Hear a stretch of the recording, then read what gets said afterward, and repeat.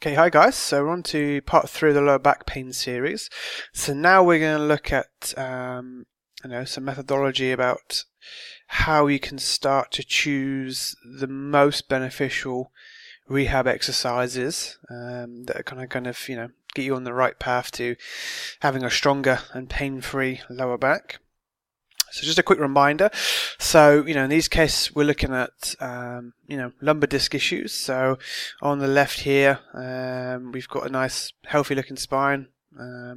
All this looks nice and healthy versus the one on the right here. We can see we got, bulges and a, big herniation here coming on, which is going to cause problem and pain.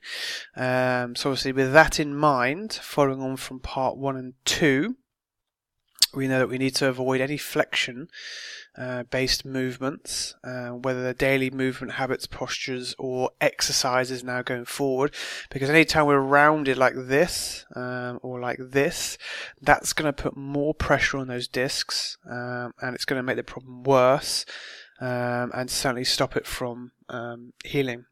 Because if we know we've got a problem with flexion, if you minimize your flexion and let those discs settle down, the injuries, the herniations and the bulges will actually start to gristle and start to heal. But you have to, stop aggravating them with this sort of rounding and flexion here.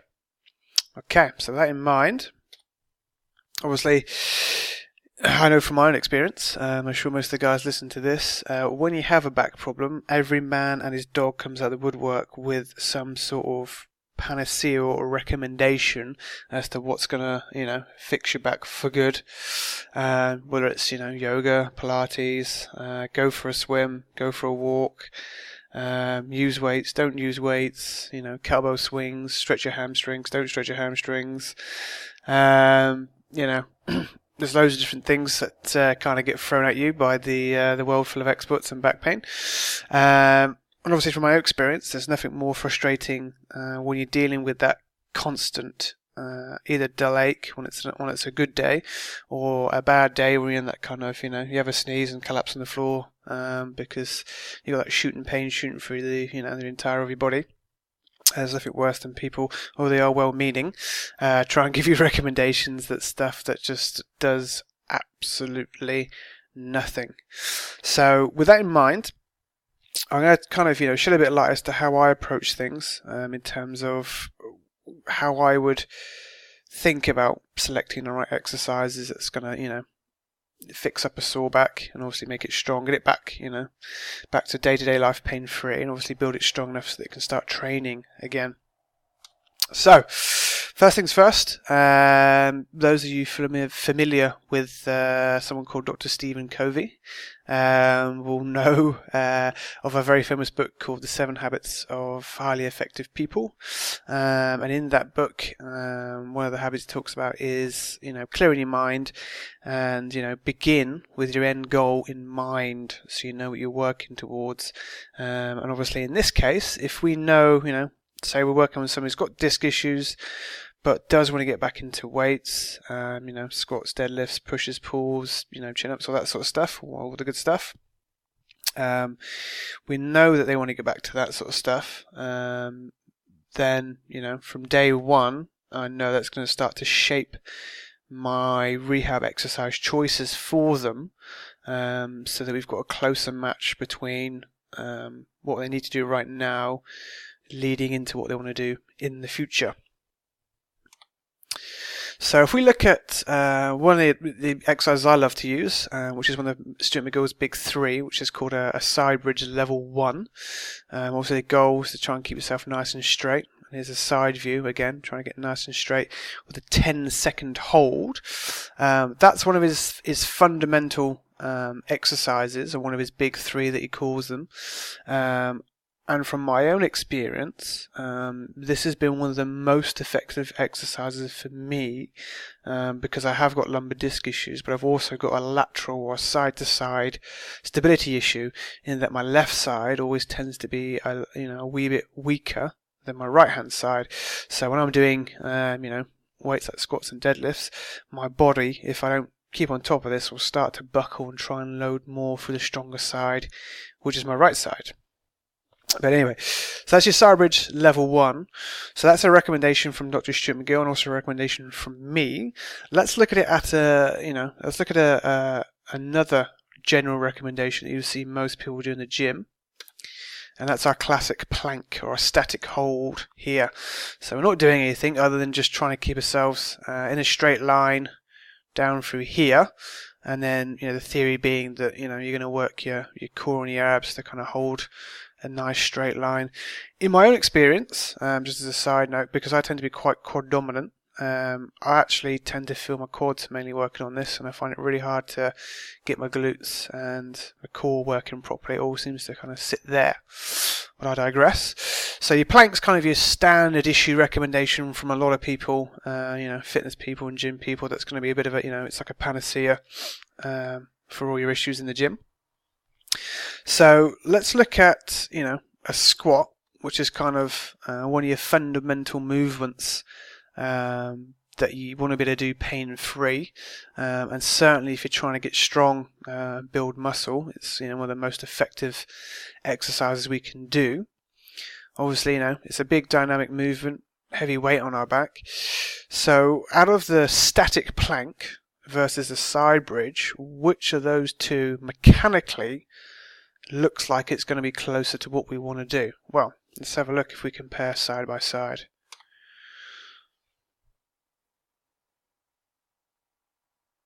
There we go. Obviously a bit hard for me to get the speeds exactly right on those two, but we can see on the side bridge there on the left versus the squat on the right, we can see because the side bridge has that dynamic element in it where part of it is the 10-second hold at the top, but also that smooth transition as you push the hips behind you and then pop forward again. You look at it from the side, it does actually look like a squat. So we know that if you want to get back into weights, then the most effective, or one of the most effective exercises in terms of building core strength that's going to lead into something useful when you get back on the weights is a side bridge with that dynamic element, because it plugs straight in to want to do squats and be able to stand up with a weight on your back and do it safely.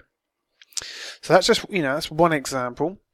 Let's look at another example, because I know a lot of people, one of the recommendations that a lot of people get is to, build strong core or build strong abs. A lot of people say because that's going to, keep you out of trouble and take pressure off the back. So let's look at two different recommendations just based on that alone. So hold on, just tap it forward. There we go. So here we go, looking at standard issue. Fit ball or gym ball curl here to work your abs. As you can see, as I come up, I've got that nasty flexion going on, which we know we definitely don't want if you've got lumbar disc issues. So a safer choice would be a bit of a variation on the plank, but with a dynamic element now, so it's actually useful for something.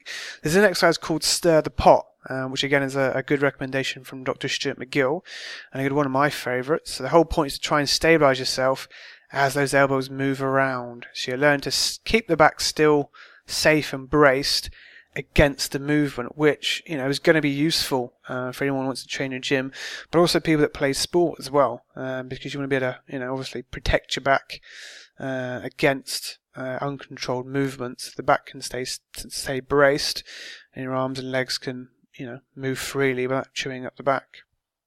So that's obviously a couple of recommendations and a bit of an insight into how I would approach,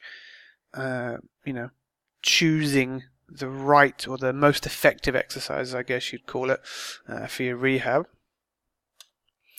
So going on from that, whatever you do in terms of your approach to your back, you've always got to balance risk versus reward.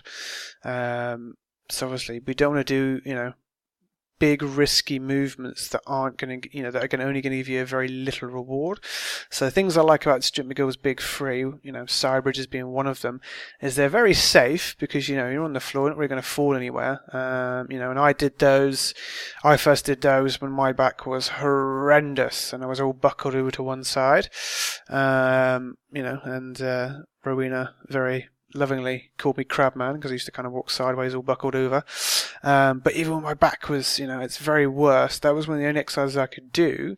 And it was also one of the only exercises that really had a positive effect and pretty quickly. So any exercise that you choose, your options are go for the safest stuff that you can, but it also has to be effective at the same time. For example, a static plank is pretty safe because you're not really moving and doing much, you're already on the floor, but it's not very effective once you understand the kind of mechanics as what's going on. There's definitely better choices we can make, and my recommendation is always, I think side bridges are far better. And then also with any choice that you make in terms of your exercises or your rehabilitations, you've always got 3 outcomes to what you're doing.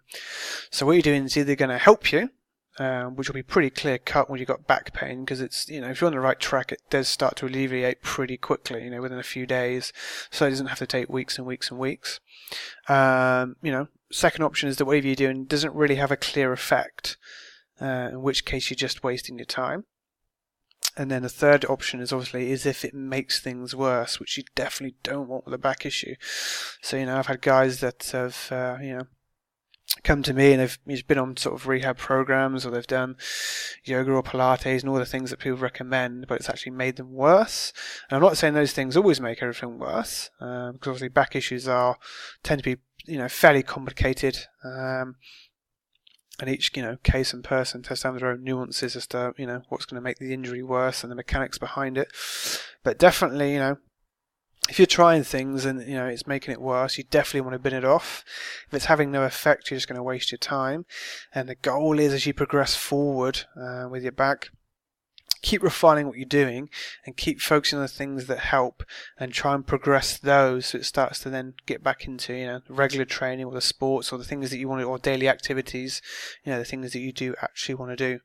So always keep those 3 outcomes in mind, and that will give you a kind of a good base to assess the best exercises for you to use to get yourself out of trouble.